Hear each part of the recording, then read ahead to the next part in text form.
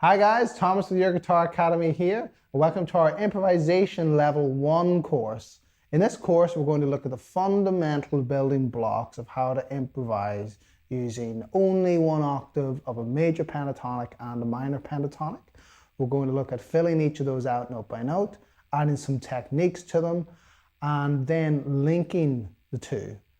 And in this unit, we're going to start, funny enough, with the hardest aspect of this, which is only using one note. So taking everything away, really the question is, how good is your rhythm? Are you able to create rhythmic phrases that flow and match the energy of what you're playing over and keep the listener interested, which is very hard when you're only using one note.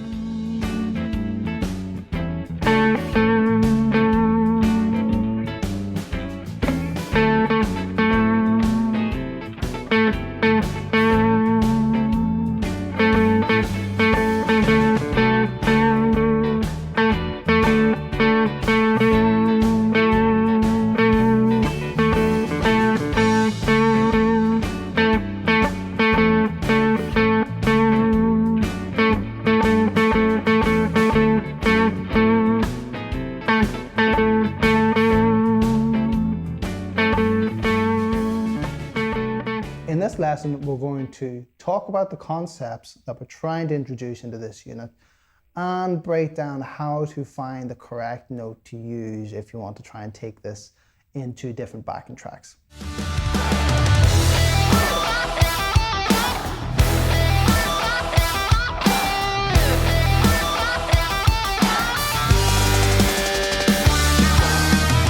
Now, if you're ready to commit to your guitar progress, then head on over to the YJ Club to get full access to every single course, as well as complete customized pathways, moving tab and speed builder, our progress tracking, an amazing student community, and monthly reviews with our mentors. Give all of this a go with our 14-day free trial, and your future guitar self will thank you. So I've purposely created a chord progression for this track that always features the root note. Right? That's the one note we're going to use over all of this. It's just the root note of the key. That way, when I know that we've got that note, plus the fact that all the chords have this one note, it's always going to sound good.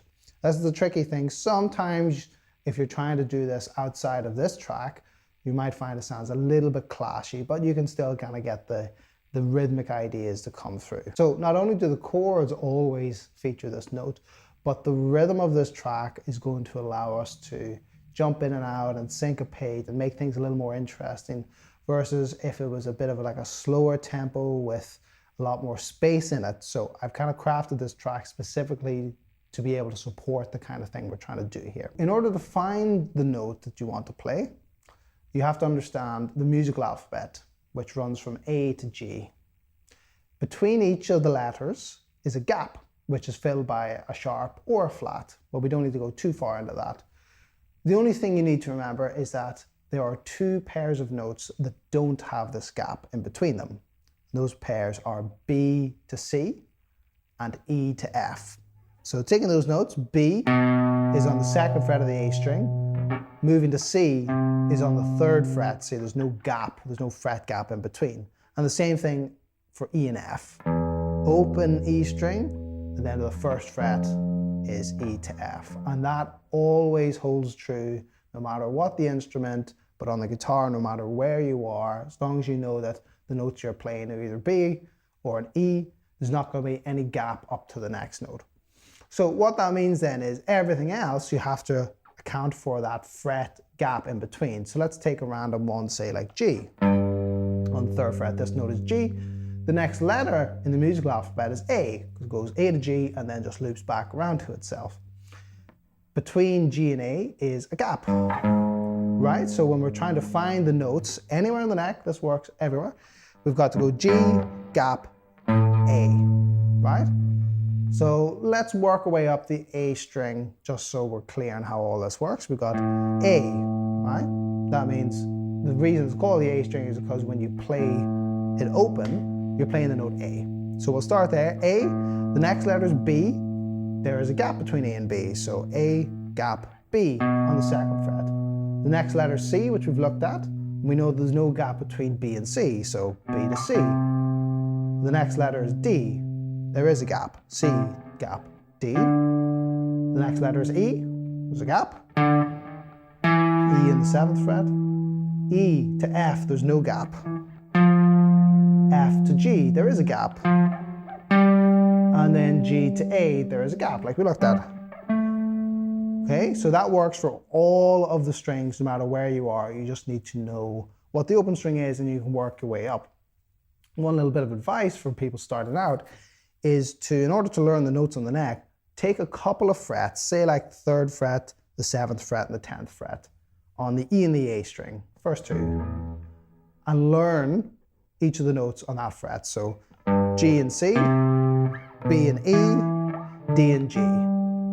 Learn those as a kind of quick post that you can jump to. Say you're looking for somewhere in between. You can say, oh, well, I know that the 7th fret is B, for instance, so I can jump there and start, instead of having to count all the way back up from here. So guys, bit of a talky lesson in this one. I just want to lay out what we're going to do, show you what it's going to sound like, and then show you how you can find this idea and finding the notes across the neck in order for you to take these concepts and mess around with them yourself over songs that you like or backing tracks that you find. It's important that you know and understand how to do that for yourself. And the idea of targeting notes and finding the ones you need specifically is going to come back later. So make sure that you're clear with everything we just said, and you can start working on finding these little outposts of notes that you know and slowly building up your fret knowledge from there.